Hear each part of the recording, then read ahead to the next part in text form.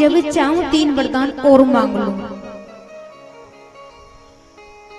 अब ब्रह्मा जी तो वचनबद्ध हो गए, तो कहना पड़ा तथास्तु। अब तो घर में महाराज कुछ भी काम पड़ता, ब्रह्मा जी उपस्थित हो, ब्रह्मा जी उपस्थित होते। ब्रह्मरूही वरदान मांगो बेटा। बोले पहला वरदान ये दे दो कि हमारे घर की सफाई करो। दूसरा वरदान कि हमारे घर की टंकी से लेकर के मटका से लेकर के सब में जल भरो। तीसरा वरदान बोले जब चाहूं 3 वरदान और मांग लो, यही वर दे दो। ब्रह्मा जी बोले तथास्तु। ब्रह्मा जी की चारों खोपड़ी घूम गई। ऐसा भक्त मैंने जीवन में कभी नहीं देखा।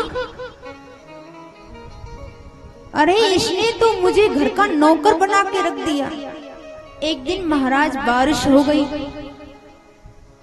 अब महाराज श्रीमान जी को जुकाम हो गई, सर्दी लग गई। पत्नी ने कहा डॉक्टर के पास चले जाइए। बोले डॉक्टर के पास कहीं जाना, क्यों पैसे लगाएं, हमारे ब्रह्मा जी है ना। बोले ब्रह्मा जी उपस्थित हो।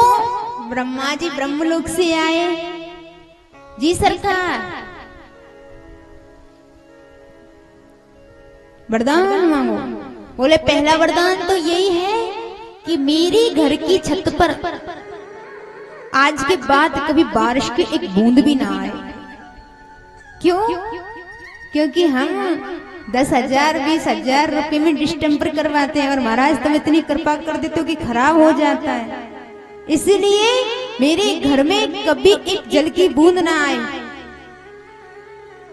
ब्रह्मा जी ने कहा तथास्तु। दूसरा वरदान, हमें खांसी जुकाम हुआ है,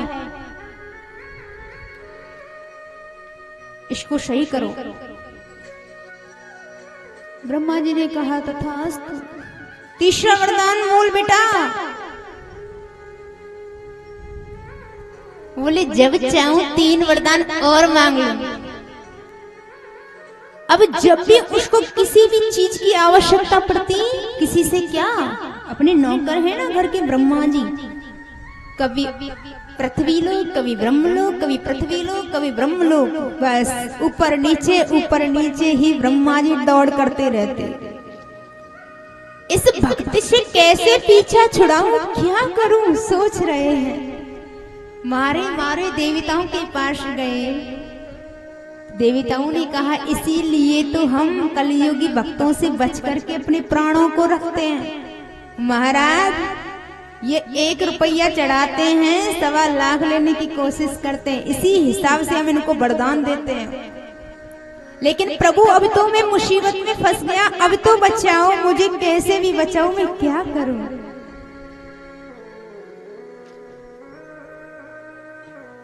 ब्रह्मा जी दौड़े गए। जब देवताओं के जीवन में संकट आता है तो कहाँ जाते हैं? अपने पिता नारायण के पास। आज ब्रह्मा भी रोते रोते नारायण के पास पहुंच गए। वह जाकर के बोले प्रभु मुझे बचाओ। क्या हुआ?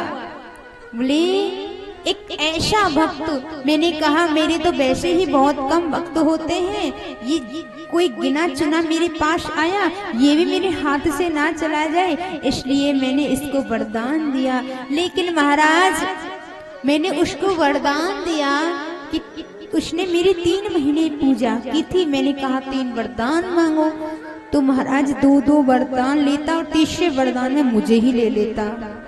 उसने मुझे घर का नौकर बना दिया। मेरे प्राणों को बचाओ।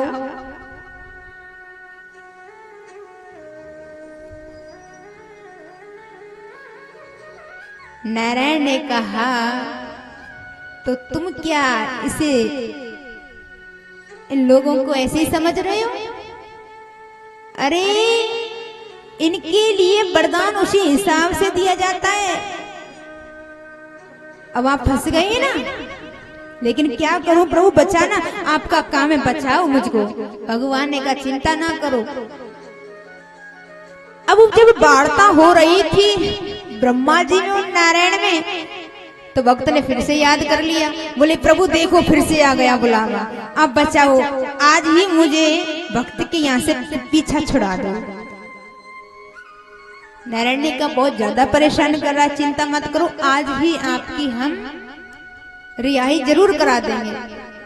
अब भक्त ने पुकारा ब्रह्मा जी उपस्थित हो। ब्रह्मा जी उपस्थित हुए, वरम ब्रूहि वरदान मांगो भैया। अब भाई तुम्हारे नौकर हैं, जो चाहोगे वो करना पड़ेगा। नारायण भगवान ने माता सरस्वती को इशारा किया, जाओ भक्त की जिब्या पर विराजमान हो जाओ। सरस्वती माता भक्त की जिब्या पर विराजमान हो गई। बोली मांगो बेटा,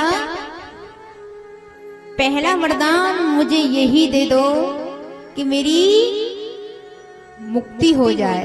बोले बेटा दे दिया, तथास्तु। दूसरा वरदान ये दे दो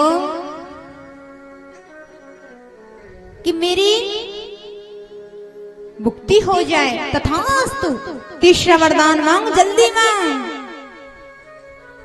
बोले तीसरा वरदान यही दे दो कि मेरे मन में कभी मांगने का सवाल ही ना आए।